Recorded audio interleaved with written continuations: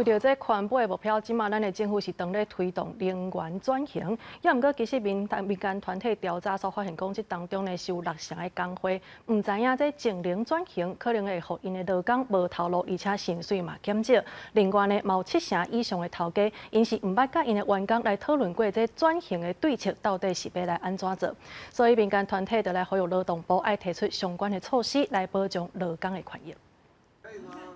环境部长裴启明伫咧3月份和全台28间的大专院校合作，成立环境部净零日领人才培育联盟，就是希望台湾有更较侪毕业生会当正做历史产业相关的人才。毋过有劳团指出，政府伫咧净零转型的过程当中，无去注意到劳工的权益。今天政府推动的绿色工作跟我们的人才培育不能够衔接。如果今天创造的绿色工作并不是劳工能胜任的，因为没有培训嘛，或者不是这个未来所需要的，那这个根本就不能够接轨啊。民间团体也透过产业界和学界合作，做一份调查，发现讲台湾有将近6成的工会无清楚净零转型对劳工的影响是啥物，敢会失业，敢会降薪水，而且调查也发现讲有7成7的头家从来毋捌和工会讨论过转型措施。到2050年的时候，可能就有数万人数万人会受到冲击。那这一份是公开的一个劳动部的调查资料。那我想，其实既然劳动部已经看到这一份资料，